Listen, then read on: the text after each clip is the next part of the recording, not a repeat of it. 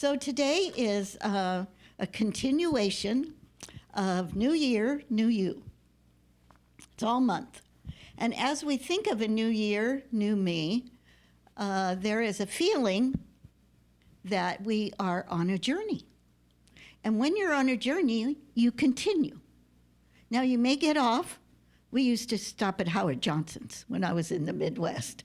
You might have stopped at Burgerville, or you stopped at McDonald's when you're on a journey, or you stop and have a picnic. When you're on a journey, you continue. And you usually get off, maybe sleep, use the restroom, whatever.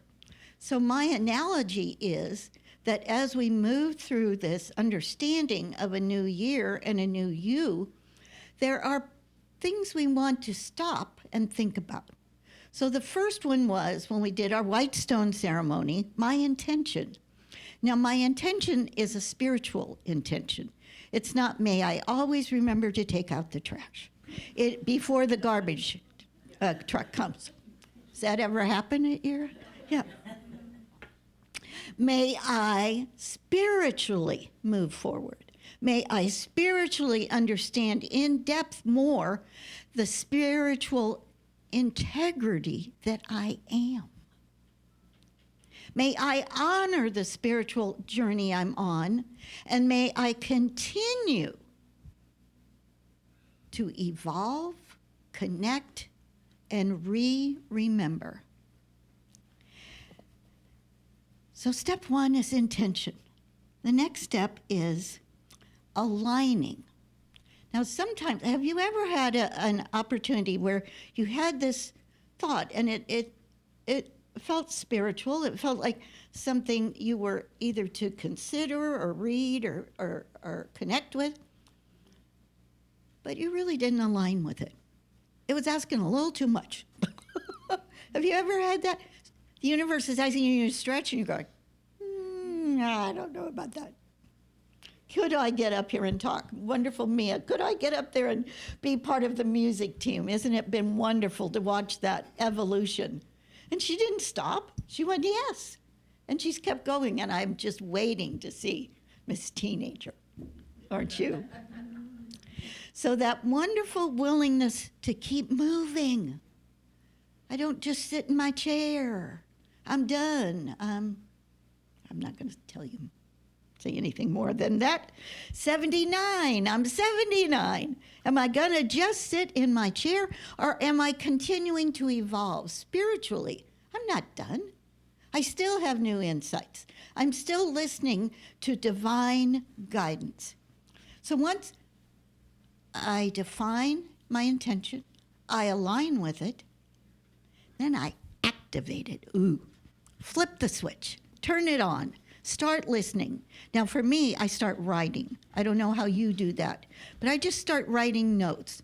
Wow, what would that be like if I took a class, if I started to meditate every day, ask myself questions, well, maybe I wouldn't watch as much television. Maybe I wouldn't. What would be the things I would be releasing to be able to move forward with my new spiritual evolvement?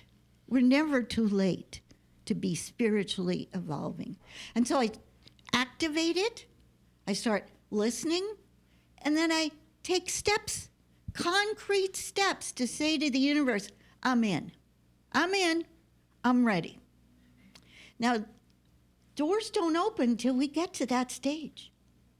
Now, sometimes, and this has happened in my own life, it's my intention. I'm ready to activate. I'm starting to move in that direction, and then I stop. Anyone else ever do that? It seems too big. It seems too hard. It seems blah, blah, blah, blah, blah. And then we put our hand on our hips and say, well, God's not listening to me. Of course not. You're not listening to you. All right. So next step, after I activate, I take a step forward. I do some steps, and then I am then starting to take real action. Paul and I went to Europe. We went to Paul's bookstore. We felt led to go see his parents' graves or grandparents' graveside. So we got maps. We talked to people. We took action. So this is in the third dimension and the fourth dimension. That's how you move. 3 people are nodding. It's in the third dimension and the fourth dimension, and it's circular. Bet you haven't heard third and fourth dimension in a while. But it's true. It's grounded and it's ethereal. It's grounded and it's ethereal.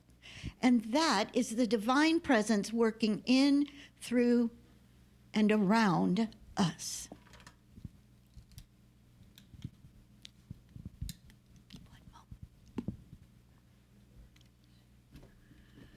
Recently, Paul and I were in Target, and we were shopping for our little friend's, our little friend who was turning 9, who we missed our birthday, and she cried all day because Paul and Victoria weren't there. So we were on a main shopping trip. We got the Barbie, and we got the new dress, and we got the art supplies, and da-da-da-da-da. Big cart full. And while we were looking at art supplies, there were journals and calendars and things like that. And I happened to see these little journals, little daytimers. And I used to have this all the time when I was in full-time ministry. Carried it in my purse, went to every meeting with me, taking notes, putting things in calendar. Haven't had one in over 5 years. I thought, I could use that. And there were about 3 kinds, and I'm just standing there, and Paul's looking for me all over. You're supposed to be in the Barbies, and you're over here. So finally, I just pick one up, and I buy it, and I bring it home. Now, I didn't pick it up again for 2 weeks. Oh, well. Finally, I picked it up, and guess what it says on the front of it? Wellness.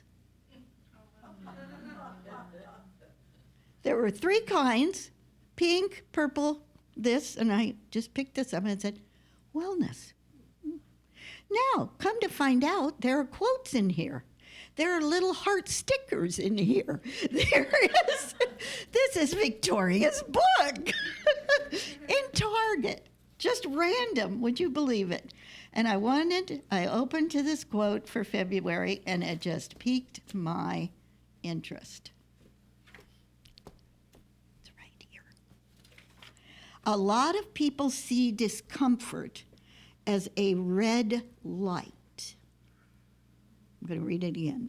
A lot of people see discomfort as a red light. But in order to change your life, you need to start seeing discomfort as a green light instead. Now, at first, that puzzled me. Now, remember, red lights are always followed by green lights. That is true, isn't it?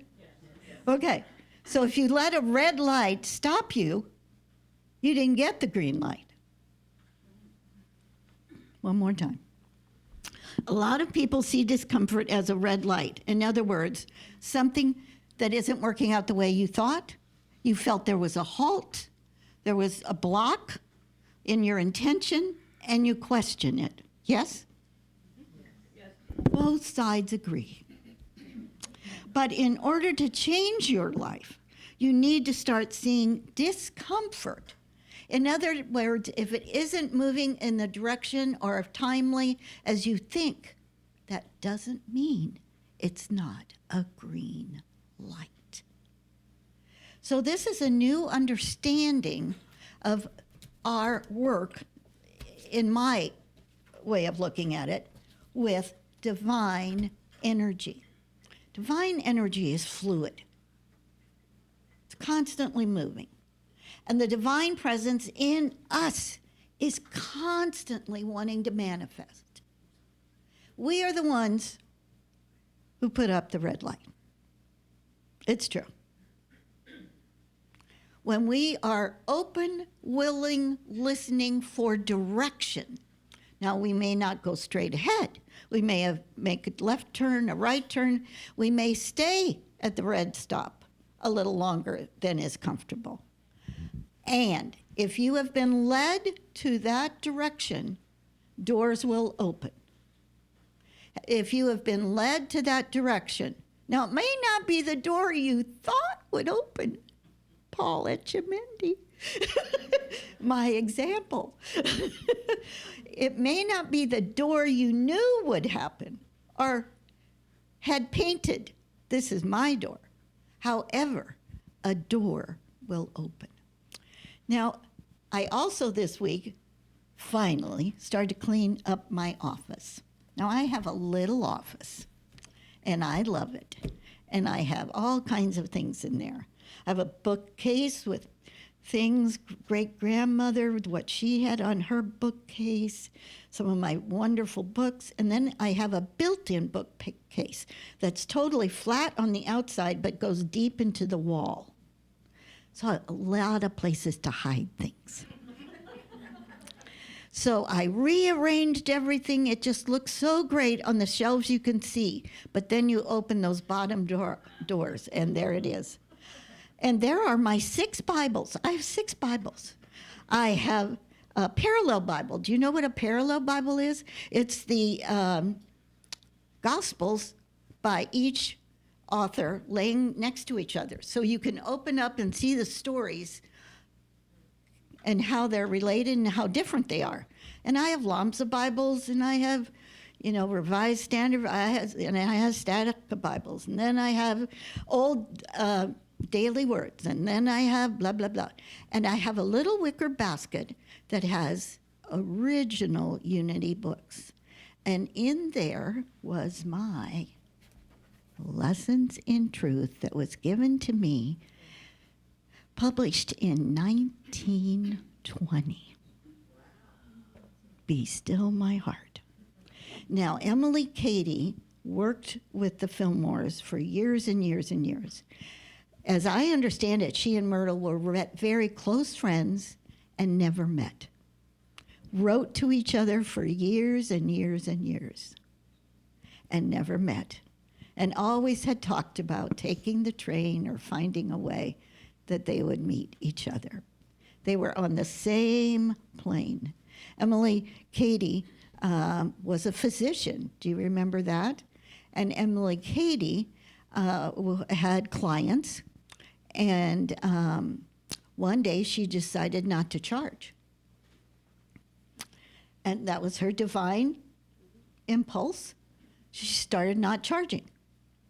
And her clients were coming and coming and coming, and she couldn't pay her bills, and she didn't understand. Finally, the universe said, put out a basket. And people gave and gave and gave.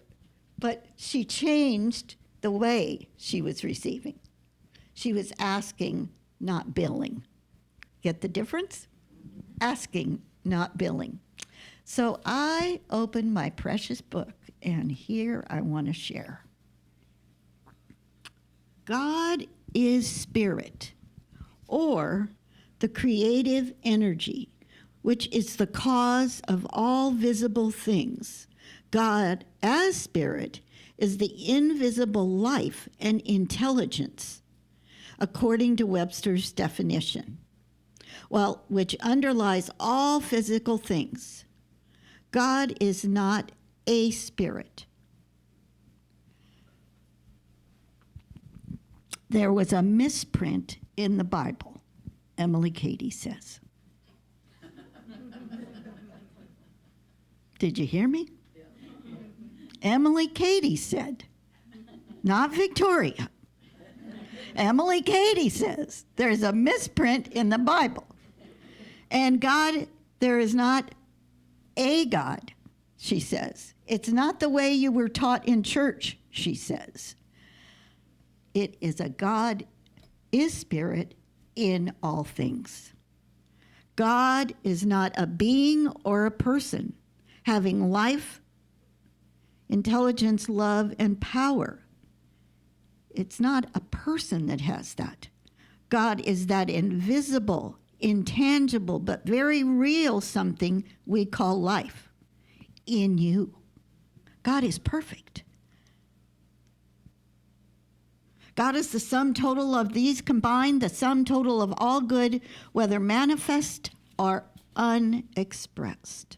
God is love. God is spirit. We cannot see spirit with these fleshly eyes, but when we are quiet, we can feel spirit. God is wisdom. God is intelligence. All the wisdom or intelligence we see in the universe, God is wisdom. God is substance, from sub, and Charles Fillmore talks about God is substance, form, shape, and invisible. God is all, in all, as all. One drop of water taken from the ocean, here we go, Eric Butterworth. One drop of water taken from the ocean is just as perfect ocean water as the whole great body. Now take that in. Emily's talking to you, talking to me. One drop of water taken from the ocean is just as perfect ocean water as the whole body. So there is nothing you need to reform about yourself. You are enough. Always have been, always will be. The spiritual you has always been enough. A little trouble. So we say that each individual manifestation of God contains the whole, not a part. I remember when someone said to me, you have the Christ in you. I went, where? Where is it? My toe, in my hand, where is it? It is me. It works as me. Whew. Are you with me? I'm going to say it again. So we say that each individual manifestation of God contains the whole, not for a moment meaning that each individual is God in its entirety. I am not the entirety of God. I am the expression of God. I am the expression of God.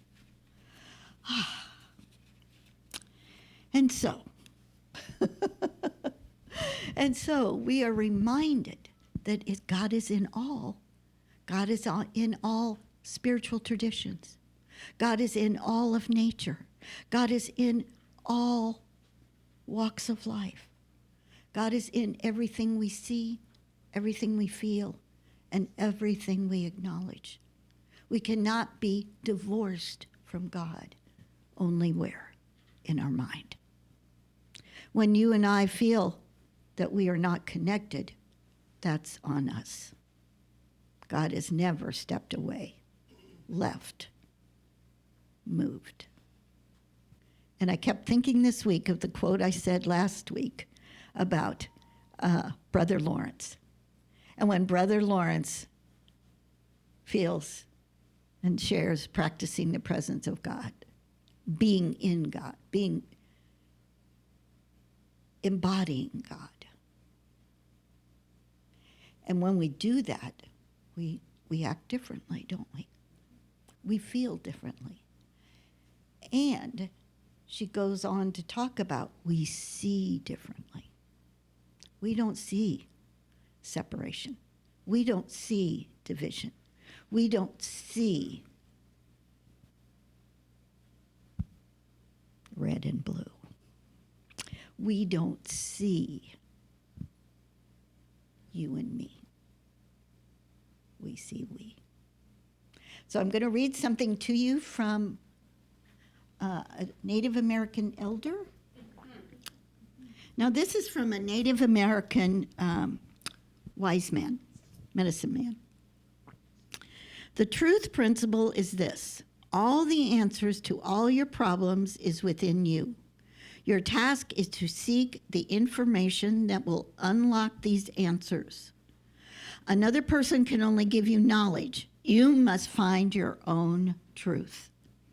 To consider truth, listen to the words of an American Indian shaman. You believe that knowledge brings truth. You are told that you must use your head to know, and eventually you will feel the truth in here or here. Your pursuit of knowledge keeps you busy performing. To feel truth, you impose your knowledge on others. When others don't accept your truth, you are threatened and have no truth in your heart. In order to feel whole, you must make others accept your knowledge as their truth. You believe that others will not accept your truth unless they believe your truth. So you are trapping for you. You are trapped, for you can never have peace in your heart.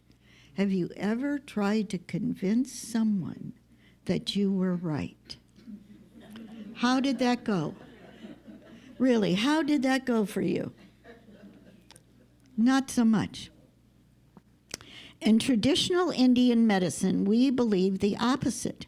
The truth in your heart must come first, then the knowledge in your head. We believe that you have always been a whole person. Since the day of your birth, you have carried with you all your answers, the divine in you. Your path should be to discover what you need in your life. Your path must be to discover questions that will unlock the answers that are inside of you.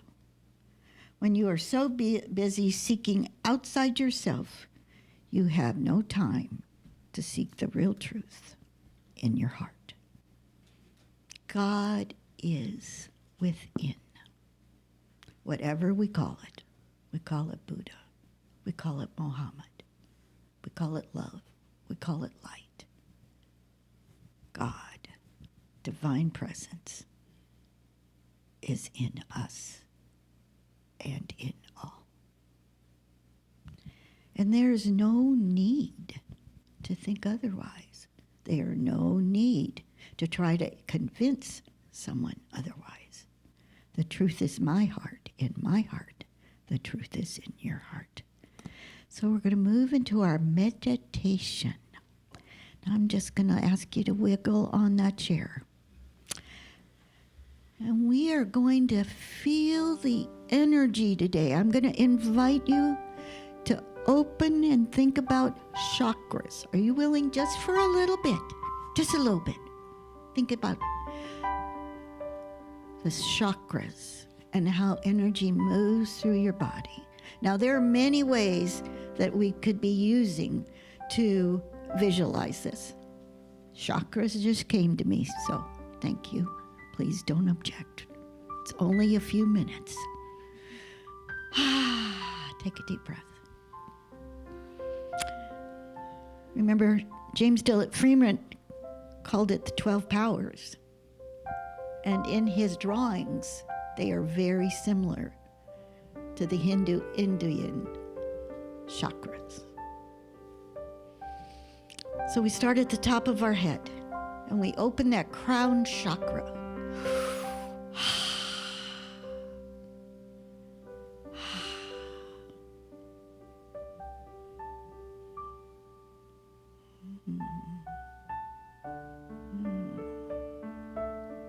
Light, light, light.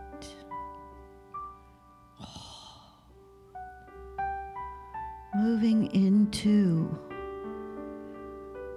the cranial area of knowledge and wisdom, moving throughout your head and down into your voice box, where you speak words of truth and love, hope and joy, faith and peace.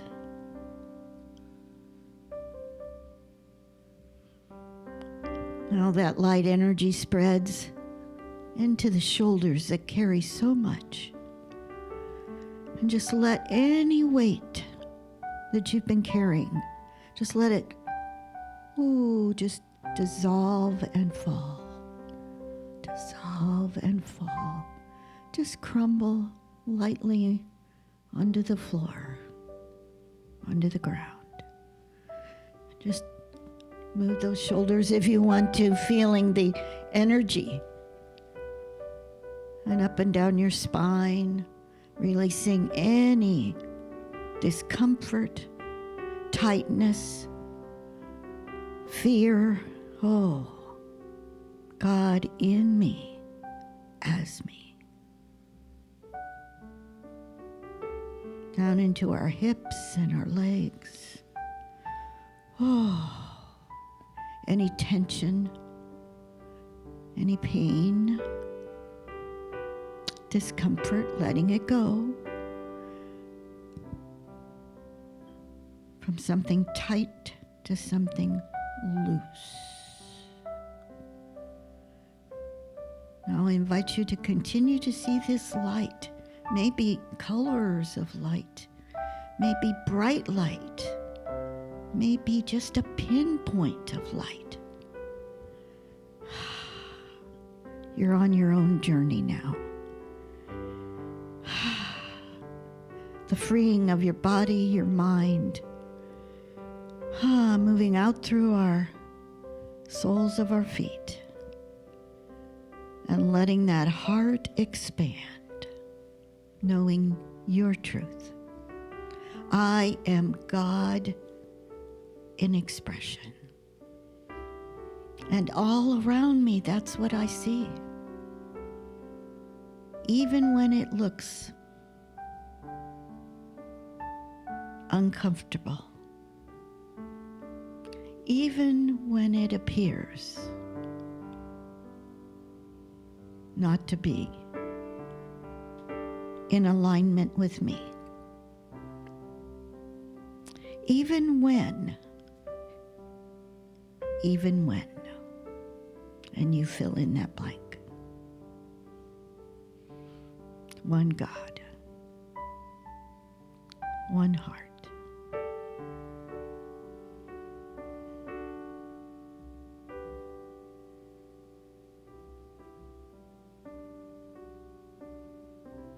So we sit in the silence just for a few moments.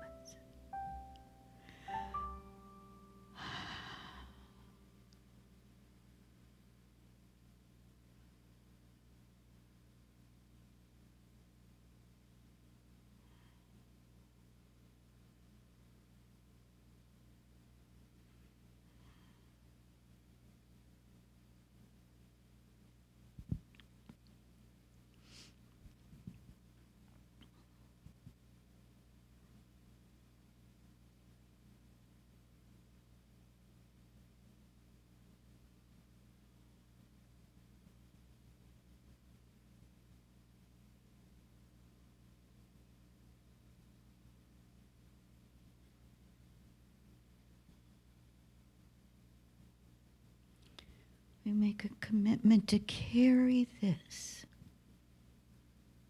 energy that we feel now into our world, into our lives, into our interactions.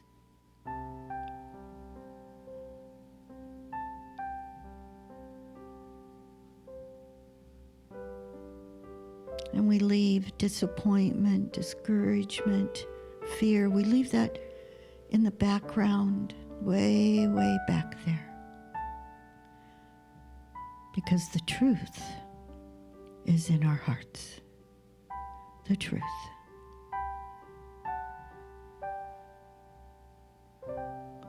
That we are more than we ever could have imagined. All of us.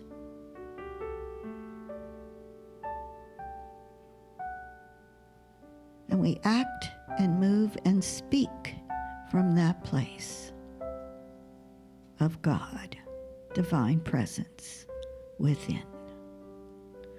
I make a commitment today to be more aware of the God in me.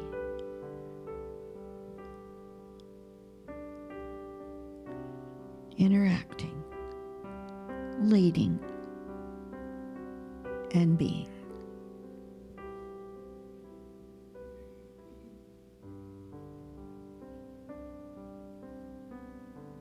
In the name of all, we say, it is done.